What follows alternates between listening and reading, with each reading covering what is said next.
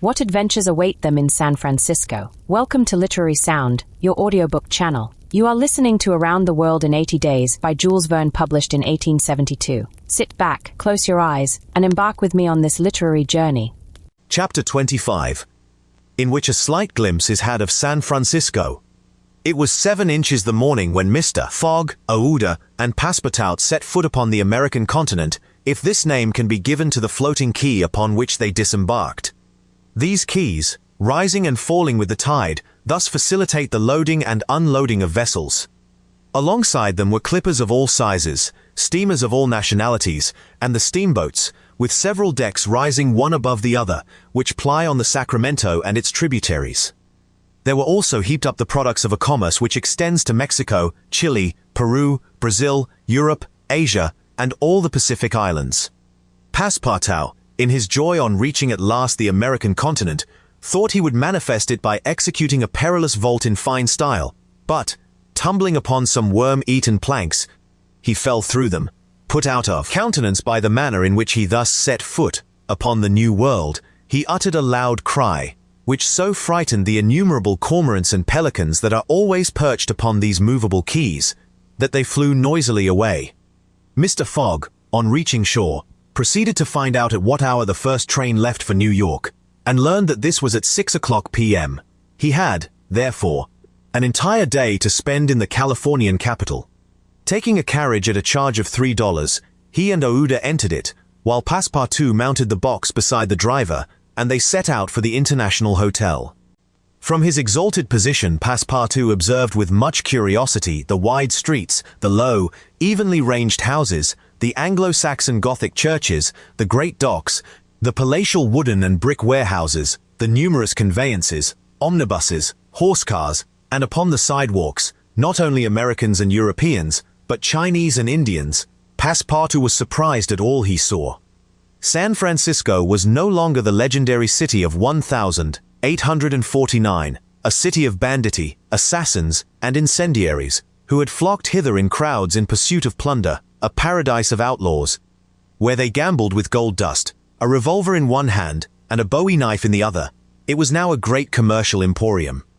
The lofty tower of its city hall overlooked the whole panorama of the streets and avenues, which cut each other at right angles, and in the midst of which appeared pleasant, verdant squares, while beyond appeared the Chinese Quarter, seemingly imported from the Celestial Empire in a toy box.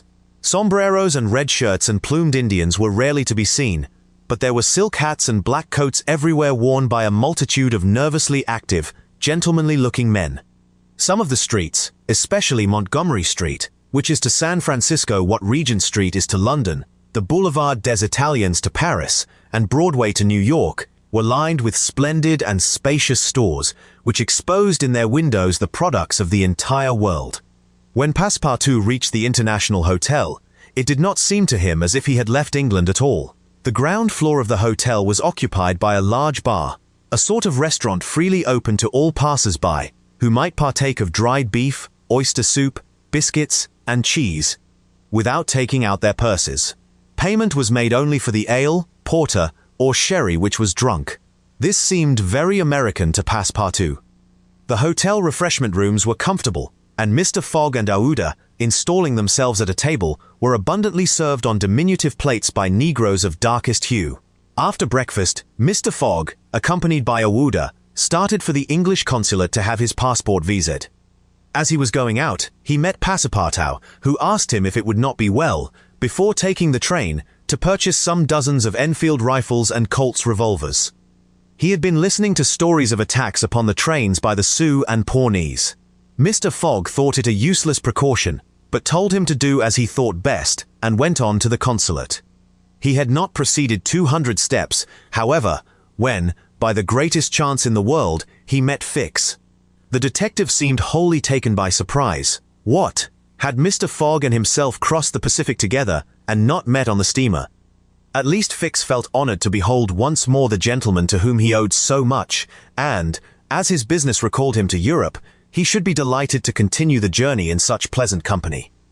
Mr. Fogg replied that the honor would be his, and the detective, who was determined not to lose sight of him, begged permission to accompany them in their walk about San Francisco, a request which Mr. Fogg readily granted. They soon found themselves in Montgomery Street, where a great crowd was collected. The sidewalks, street, horse-car rails, the shop doors, the windows of the houses, and even the roofs were full of people. Men were going about carrying large posters, and flags and streamers were floating in the wind, while loud cries were heard on every hand. Hurrah for Cammerfield! Hurrah for Mandiboy! It was a political meeting, at least so Fix conjectured, who said to Mr. Fogg, "Perhaps we had better not mingle with the crowd. There may be danger in it." Yes, returned Mr. Fogg. and blows, even if they are political, are still blows. Fix smiled at this remark, and, in order to be able to see without being jostled about, the party took up a position on the top of a flight of steps situated at the upper end of Montgomery Street. Opposite them, on the other side of the street, between a coal wharf and a petroleum warehouse, a large platform had been erected in the open air, towards which the current of the crowd seemed to be directed. For what purpose was this meeting? What was the occasion of this excited assemblage? Phileas Fogg could not imagine. Was it to nominate some high official, a governor or member of Congress? It was not improbable, so agitated was the multitude before them. Just at this moment, there was an unusual stir in the human mass. All the hands were raised in the air. Some, tightly closed, seemed to disappear suddenly in the midst of the cries, an energetic way, no doubt, of casting a vote.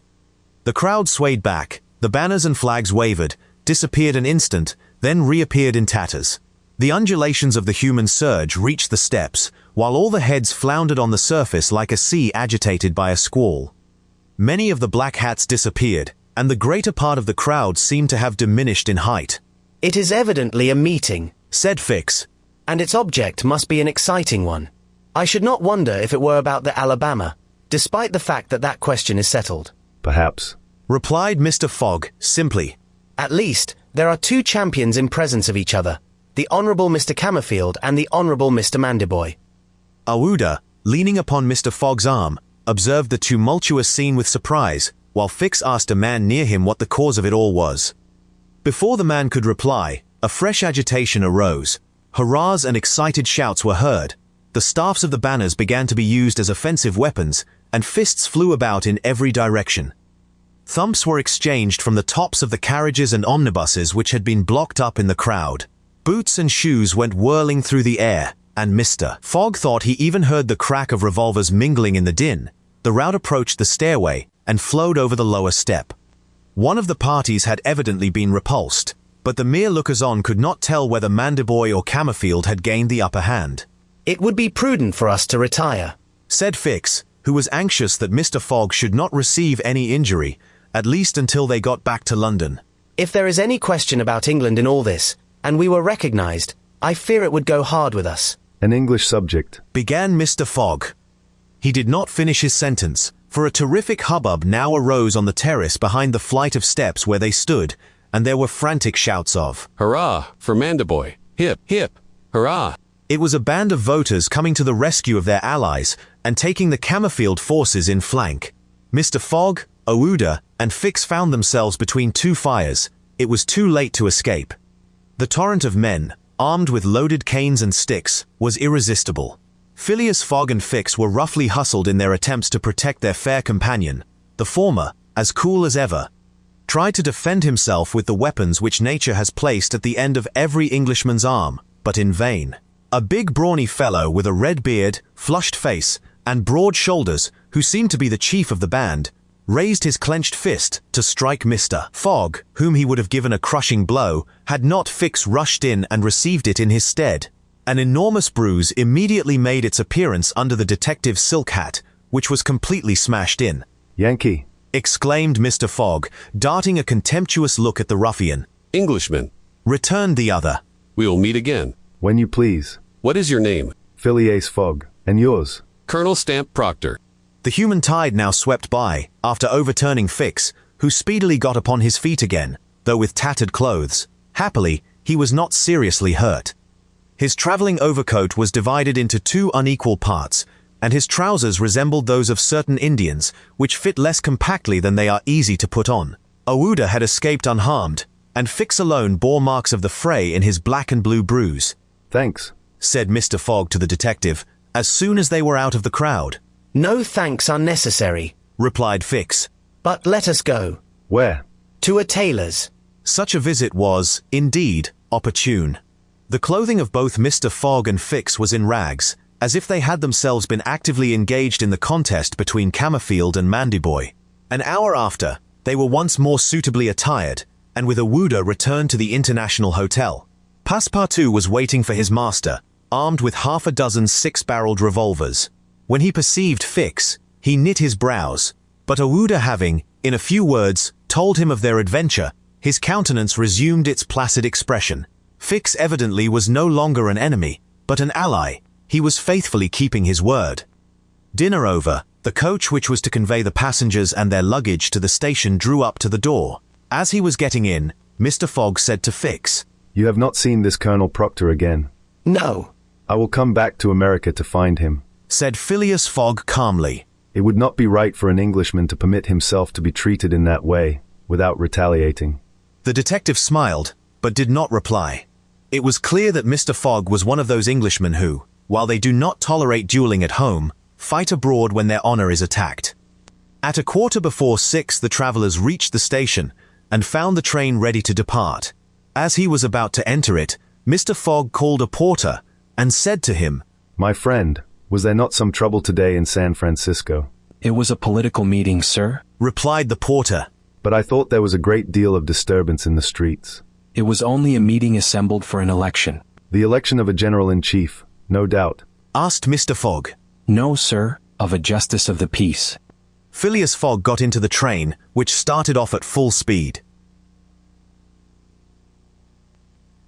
Do you think this Colonel Proctor will cause a lot of trouble? Let me know in the comments. Literary Sound is on Spotify, YouTube, and TikTok. Follow me on your favorite platform to continue this journey wherever you want. If you enjoyed this chapter, leave your like, subscribe to the channel, and activate the bell so you don't miss any of the upcoming chapters. Don't miss the next one. See you soon.